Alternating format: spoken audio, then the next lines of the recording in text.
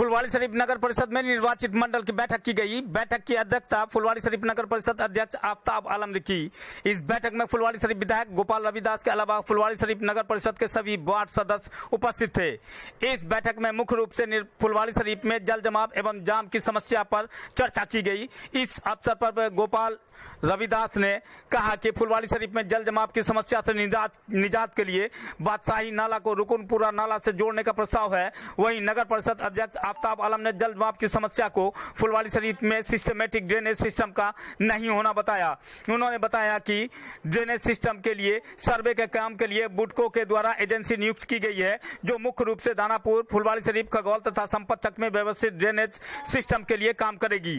जल जमाव की समस्या पर उन्होंने कहा कि समय से पहले मानसून आने से हुई बारिश के कारण जल जमाव की समस्या उत्पन्न हो गई। बावजूद इसके मोटर लगाकर जल जमाव वाले इलाके में जल निकासी की गई। फुलवारीशरीफ में आए दिन लगने वाले जाम पर नगर परिषद अध्यक्ष ने इसके लिए नेशनल हाईवे को जिम्मेदार ठहराया। Bureau report.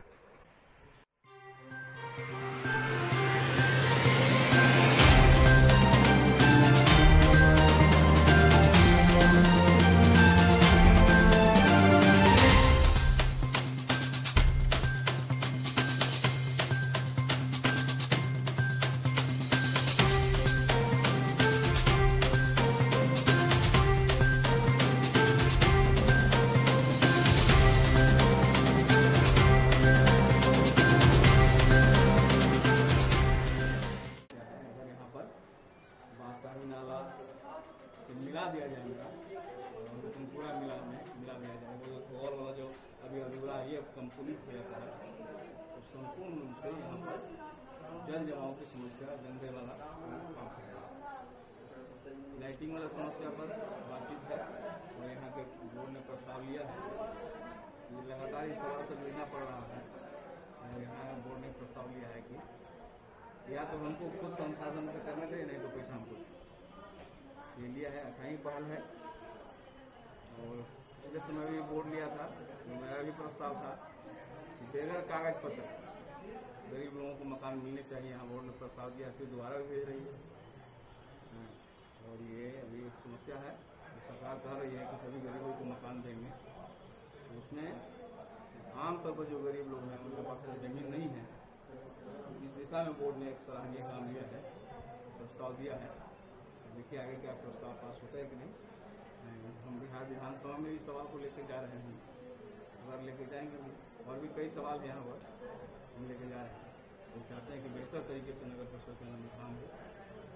फुलवारी हमारा जो नाम है देश दुनिया के अंदर में, वो अभी उत्तर प्रदेश में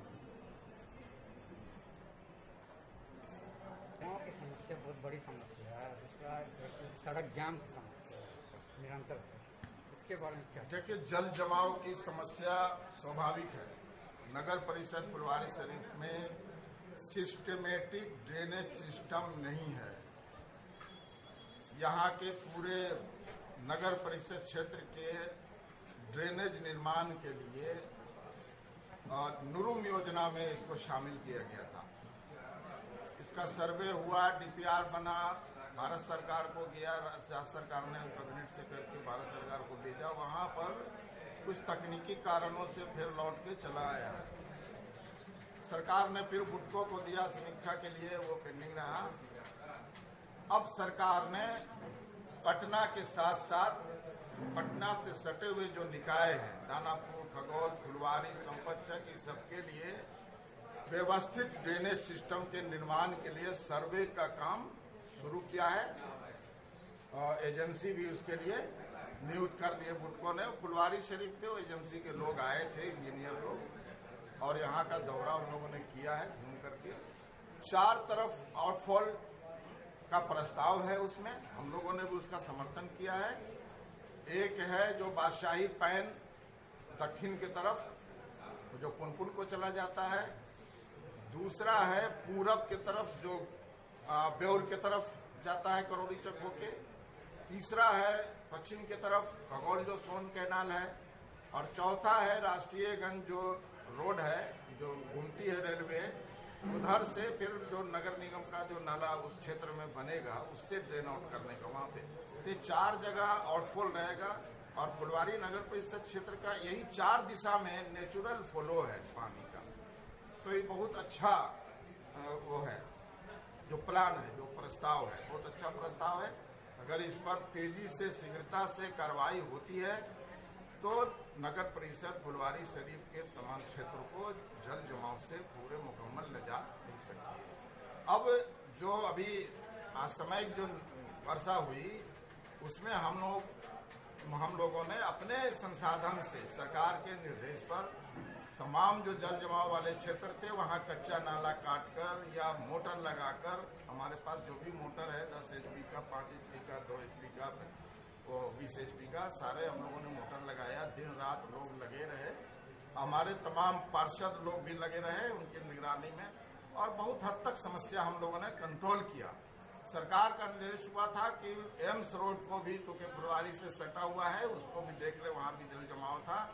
NH के लोग देखभाल नहीं करते हैं, तो उस क्षेत्र में भी हम लोगों ने 50 HP का मोटर लगातार 17 जून से हम लोगों ने लेबर लगाया है। हमारी मशीनरीज वहाँ काम कर रही है, सारा लगा हुआ है।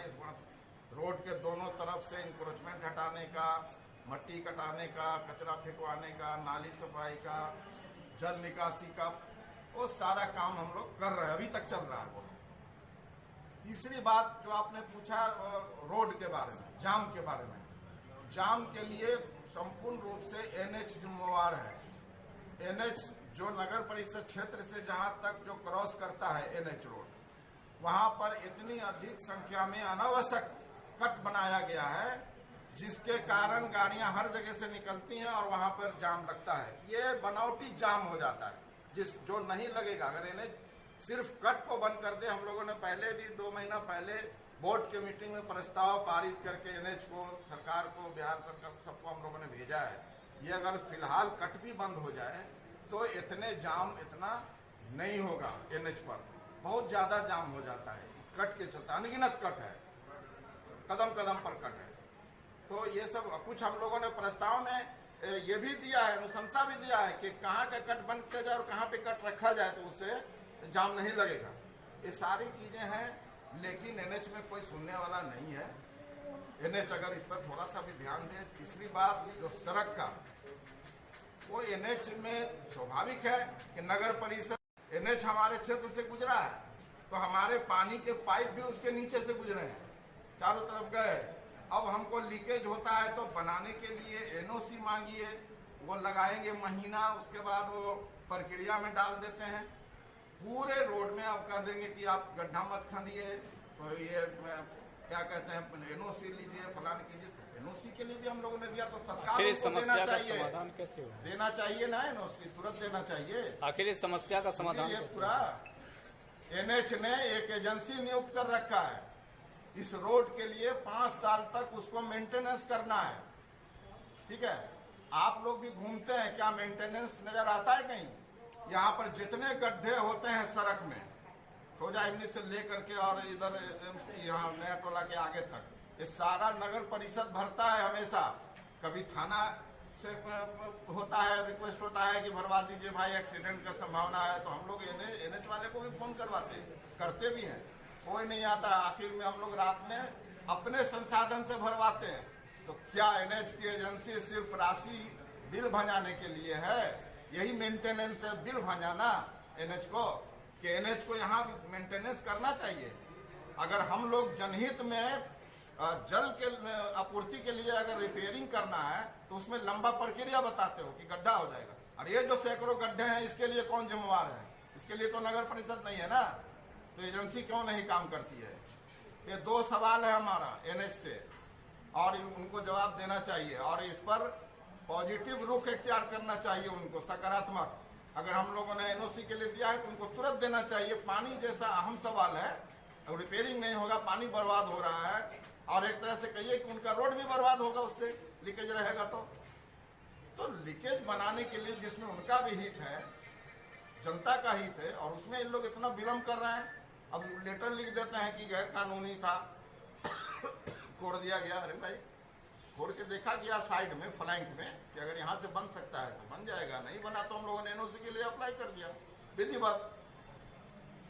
तो ये सब समस्याओं पर आज विचार हुआ है, प्रस्ताव हम लोगों ने लिया है। इससे तमाम उच्च अधिकारियों को, एनएच को भी, बिहार सरकार को भी, माननीय यहाँ विधायक जी बैठे हुए सांसद महोदय को, सबको हम लोग अवगत कराएंगे, भेजेंगे प्रस्ताव इसका कि अपने अपने लेवल से वहाँ भी बात करें। और बाकी फुलवारी के विकास के लिए नगर परिषद दृढ़ संकल्पित है। विकास, ऐतिहासिक विकास फुलवारी में हुआ है, नगर परिषद ने किया है और आगे भी करेगा। अभी यहाँ मुख्य हम लोग जो 2-3 नाले मेन हैं उनका निर्माण, और प्रखंड परिसर में एक घाट है, छठ घाट, जहाँ बड़ी संख्या में लोग श्रद्धालु आते हैं छठ में, उनका कुछ भाग 400 फीट के लगभग वो रह गया है पूरा, और वो घाट का निर्माण भी नगर परिषद के द्वारा ही कराया गया था। तो शेष भाग भी नगर परिषद ने आज निर्णय लिया है कि उसको भी हम लोग अपनी राशि से कराएंगे। ये सब इम्पोर्टेंट निर्णय है, नाला का है।